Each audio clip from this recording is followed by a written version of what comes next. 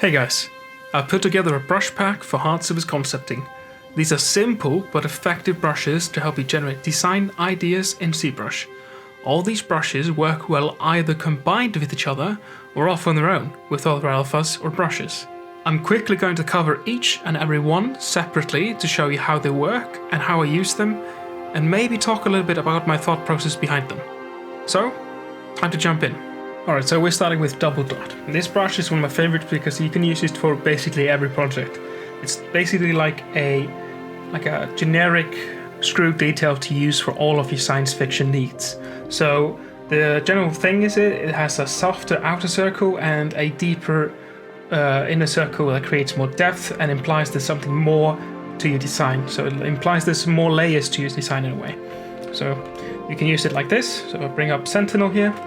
You can add these kind of things, and it's double dot, so you can always keep the size relative with each screw you make.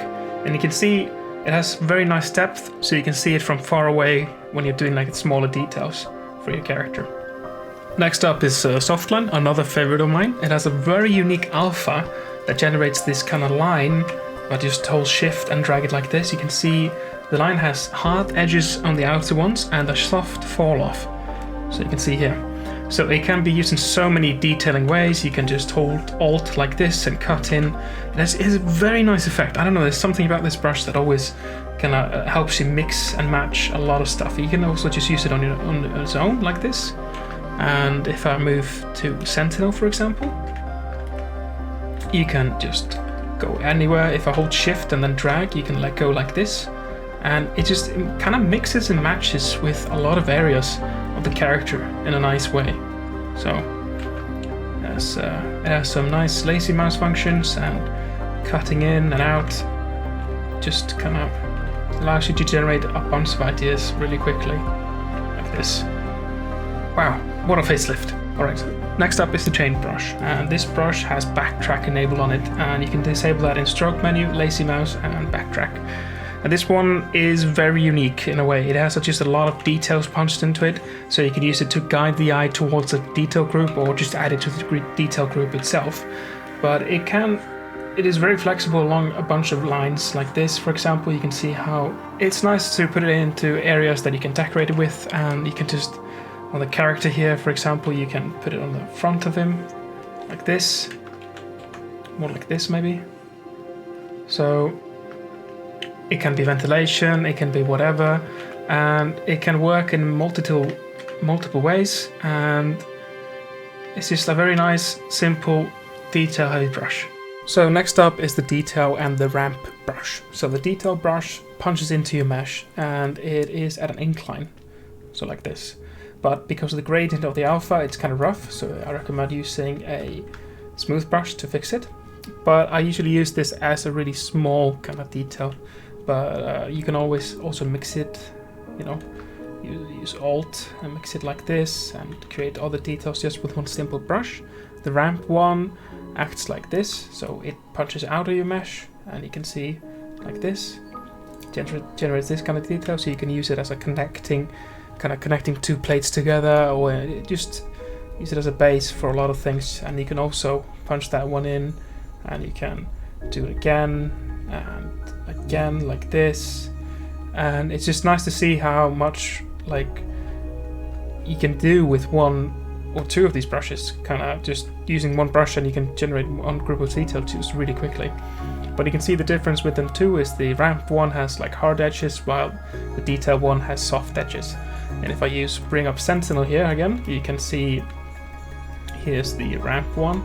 Maybe better to use it like here, connecting kind of stuff like here, and then you can use the detail one, and that can be used anywhere really. You can like this,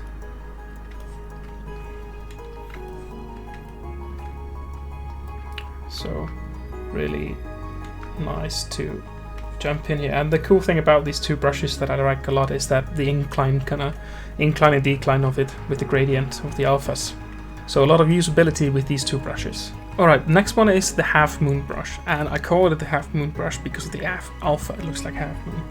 And the usability in this one is a lot. So if I just do one slice like this, you can see it kind of looks like some kind of handle that you can use. So if you stack this with other detailing stuff, you can quickly generate some kind of handles or some kind of, like if I use the adjust last, you can do subtle lines that have this kind of like really soft kind of thing to it. You can of course punch out and go back here like this. You can do this, so then you can do something like this. I mean, sometimes it might be rough on the edges, but we can do something like this. And again, this has backtrack on it, but you can see it has a very nice kind of like usability and detail width to it. So go here again, we can use it with this brush like this to cut in. Maybe if I use it differently, like that. And you know how to turn the backtrack off, you go to stroke, and you go to lazy mouse, and here you go, backtrack. And it's a very nice brush like this. Punch in stuff or punch stuff out. So this is the panel brush, and I call it the panel brush because it looks like a panel that you're building up here. And it has like a really strong line and then some softness to it as well. And I really like it because it can be a nice base for building a group of detail if you maybe mix it with other brushes from me, or maybe Mike Nash, for example. You can do this kind of stuff, and it's just a nice thing to maybe do a line and then build it together, maybe with other brushes that then you can do some kind of detail group. If I do half moon again, for example, we can do it like this. And if I this, so you can see how quickly we can do this kind of advanced looking line. The next brush I have is the pill brush, and I call it that because I usually just hold shift and then release like this and do different sizes of like this kind of pill, or like a long, like really accent, small, really soft detailing lines or something like that. I rarely use it like this, but I mostly do these kind of quick stuff like this, like kind of accent, kind of details on a character like this. And it's a very subtle brush in a way, but it's nice to have it in between all these kind of harsh detail areas to kind of just do a soft transition every now and then. Alright, next up is the slot brush, and it's a really nice detailing brush for like simple boxy detail like this. So you can see it has nice bevels, soft bevels, and it has hard edges as well, and areas where you can add groups of details, I suppose. So if I take the double dot brush and I can shrink it a lot more like this, so you can see how it looks like a line that ends in like a connection point. And then we can also take the ramp brush here at the end, make it punch it out like this, and we can do something like that. And then we can use the pill brush like this, so you can see it has some soft. So combining it like that, you can create a nice, like really different than just, instead of just punching a box into it, you can have this kind of different looking detail. And if I go to Sentinel again, and if I use the slot brush at the front here, you can see if I do it like this, see it looks very nice like this. And then I can just take the double dot brush, quickly add it like this, and you can see how kind of unique it maybe makes your character look. And it's nice to support this brush. It's a very raw looking brush, so it's nice to support it with the other ones. And the last brush in the pack is the trim brush. This brush is basically a lined brush with extra tabs. It has a thin line and a wide line combined together, and it's punching in and out. So it can generate some interest if you are taking a straight line. You can of course turn off the backtracking or fix the focal shift around, but it's a nice base building brush that you should combine with the other ones to get the most out of it. And that's a wrap.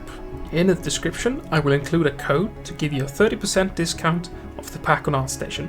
However, there will also be a free sample pack that has two of my favorite brushes, which are Double Dot and Softline Brush. Hopefully this quick rundown of the brushes gives you a clear idea on where and how to use them when you're sculpting hard surface in ZBrush. Alright, Until next time, everyone.